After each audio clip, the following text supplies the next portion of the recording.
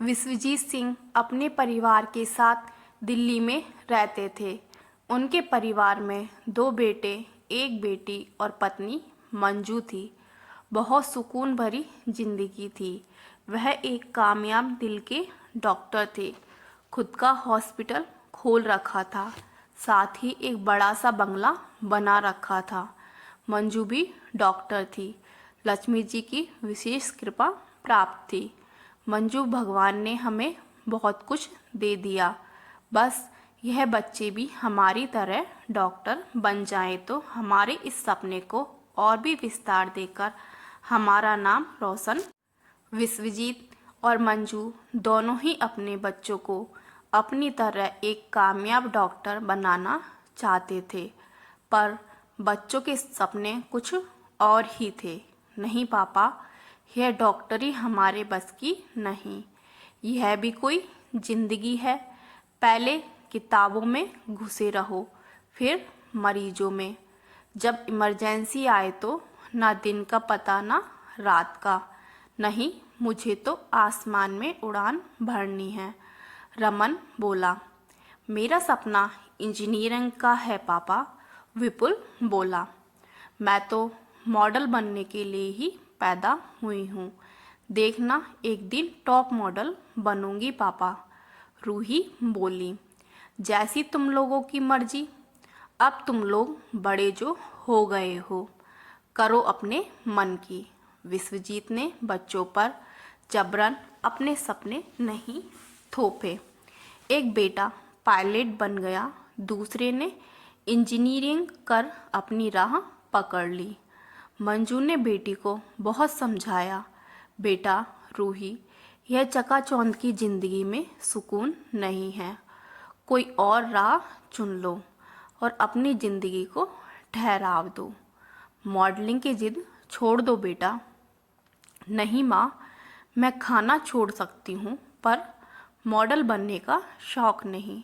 बस अब मेरे पीछे मत पड़े रहो। रूही तो फैशन की दीवानी थी, तो वह माँ बाप की मर्जी के खिलाफ जाकर मॉडल बन गई और फिर एक दिन अपनी मर्जी से शादी कर विदेश में जाकर रहने लगी। पति पत्नी ने भी हालात से समझौता कर लिया। 70 का दशक तक पहुँचते पहुँचते विश्वजीत और मंजू पर उम्र हावी होने लगी और मेहनत करने की क्षमता भी कम होने लगी थी। सुनो जी, हॉस्पिटल किराए पर उठा दीजिए और हम दोनों हफ्तों में 3 दिन शाम के समय ही मरीजों को देख लिया करेंगे। इस तरह शरीर को भी आराम मिलेगा और बच्चों के साथ समय बिताने का मौका भी। पूरी जिंदगी मेहनत में गुजर गई, क्यों ना अब बच्चों के साथ समय बिताया जाए। सही कहा मंजू, मुझे तुम्हारा निर्णय पसंद आया। उन्होंने हॉस्पिटल दूसरे डॉक्टरों को किराए पर चलाने के लिए दे दिया। दोनों ने अपनी बची कुची जिंदगी बच्चों के साथ घर पर बिताने का निश्चय कर लिया। विश्वजीत की बहुएं रईस घरों की बेटियां थीं और दोनों ही अच्छे पदों पर कार्यरत थी। घर के काम के लिए नौकर चाकर लगे थे। दोनों पति पत्नी डॉक्टरी छोड़कर पोते पोतियों के साथ घर पर अपना समय बिताने लगे। जब तक दोनों अपने कामों में व्यस्त थे, सब कुछ अच्छा चल रहा था। अब माँ बाप का पूरे पूरे दिन घर पर रहना बहुओं को अखरने लगा था। बस यहीं से परिवार में छुटपुट कले की आवाज़ें उठने लगी। दीदी, आपको नहीं लगता मॉम डैड बच्चों को हमसे दूर कर रहे हैं? हम ऑफिस से आते हैं, फिर भी बच्चों को कोई फ़र्क नहीं पड़ता। पहले कैसे दौड़कर आते थे। सही कहा। अब तो 2 घड़ी आराम से बैठो तो बहू, कैसी रही दिनचर्या, क्या क्या किया आज? अब यह भी कोई बात है? आज़ादी से सांस लेना मुश्किल हो गई है। विश्वजीत और मंजू सब सुनकर भी शांति से सब अनदेखी कर रहे थे।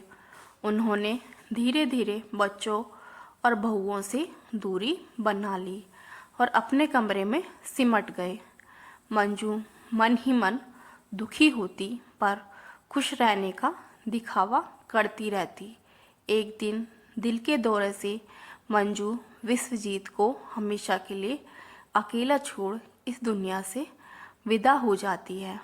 मंजू के जाने के बाद अपना अकेलापन दूर करने के लिए विश्वजीत रोज सुबह शाम बगीचे में पहुंचकर अपनी उम्र के बुजुर्गों के साथ वक्त बिताने लगे। घर पर पिता की जिम्मेदारी कौन उठाएगा, इस बात को लेकर दोनों भाइयों में अक्सर झगड़े होने लगे। भैया, यह ठीक नहीं है। आपको पहले पता था कि निशा के मायके में शादी है और हमें वहाँ जाना ज़रूरी है, फिर भी आपने विदेश घूमने का प्रोग्राम बना लिया। दोनों चले जाएंगे तो पापा के साथ कौन रहेगा? विपुल बोला। अरे तो हम अपनी छुट्टी खराब कर दें? पिताजी, मेरे अकेले की जिम्मेदारी है क्या? पिछली बार भी तुम लोग बिना बताए घूमने चले गए, हमें मजबूरी में टिकट कैंसिल कराने पड़े। रमन गुस्से में बोला। घूमने चले गए तो चले जाओ ना, वैसे भी नौकर चाल कर है तो फिर हम क्यों अपने शौक छोड़े? विपुल बोला। आप दोनों बेकार ही झगड़ा कर रहे हो। डैड को बोलो अब प्रॉपर्टी का बंटवारा कर दें, उसके बाद उन्हें वृद्धाश्रम में भेज देते हैं। वैसे भी घर पर रहते हैं तो कमरे में बंद रहेंगे या बाहर हम उम्र के लोगों के साथ। इससे तो बेहतर है कि वो उनकी ज़िंदगी जिए, हम हमारी। क्यों भाभी? निशा की बात का सबने समर्थन किया। रात को खाना खाने के बाद विश्वजीत से रमन ने जो कहा वो सुनकर विश्वजीत की आंखों में नमी तैरने लगी। उन्होंने कभी सपने में भी नहीं सोचा था कि उनके बच्चे उनके साथ ऐसा व्यवहार करेंगे। उस समय उन्होंने कुछ तो नहीं कहा, बस इतना बोले, ठीक है, जैसी तुम लोगों की मर्जी। मुझे 1 महीने का समय दो, फिर मैं अपना निर्णय बताता हूँ। उस दिन से विश्वजीत रोज़ सुबह नाश्ता कर घर से निकल जाते और रात को लौटकर आते थे। उन्होंने घर पर खाना खाना बंद कर दिया। किसी के किसी भी सवाल पर जवाब दिए बगैर अपने कमरे में चले जाते थे।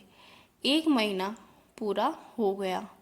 विश्वजीत ने रात खाने के वक्त बेटों और बहुओं को सुबह 10 बजे नाश्ते की टेबल पर मिलने को कहा।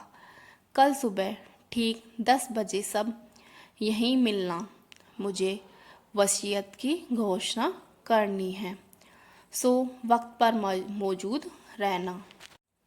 इतना कहकर वह सोने के लिए अपने कमरे में चले गए। बधाई हो भैया, फाइनली पापा ने चुप्पी तोड़ी। मुझे तो लग रहा था कि उन्होंने हमारी बातों को हवा में उड़ा दिया। सही कहा विपुल, मुझे भी यही फीलिंग आ रही थी। चलो देर से ही सही, पर उन्होंने फैसला तो लिया। मुझसे तो अब सुबह होने का इंतज़ार करना भी मुश्किल हो रहा है। चलो सुबह जल्दी उठना है। Good night. बच्चे वसीयत के सुनहरे सपनों में खो गए कि कल किसके हिस्से में क्या आने वाला है। सुबह का वक्त सब वक्त से पहले हाजिर थे। सबकी निगाहें विश्वजीत के कमरे की ओर थी।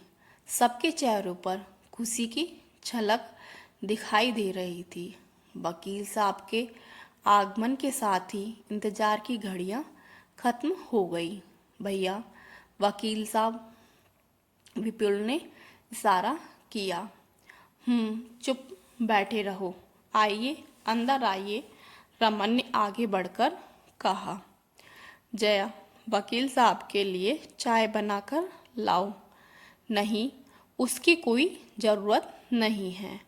मैं घर से चाय नाश्ता करके आ रहा हूँ। तुम लोग मेरे लिए तकलीफ़ मत करो, वकील साहब बोले। 10 बजने में 5 मिनट बाकी थे। यह पापा भी इतनी देर क्यों लगा रहे हैं? विश्वजीत के आने में देरी से विपुल मन ही मन बड़बड़ा रहा था। थोड़ी देर में विश्वजीत भी आ गए। वकील बाबू, कुछ चाय पानी मंगाऊं या पहले वसीयत का कार्य हो जाए? पहले यह काम हो जाए विश्वजीत अंकल, फिर देखते हैं। पापा ने आपको घर भी बुलाया है। वकील सुमेर विश्वजीत के दोस्त का बेटा था। वसीयत में क्या लिखा गया उसकी घोषणा होने लगी। फिर वकील साहब के एक एक शब्द के साथ बेटे और बहुओं के पैरों के नीचे से जमीन सरकने लगी। घोषणा इस प्रकार थी।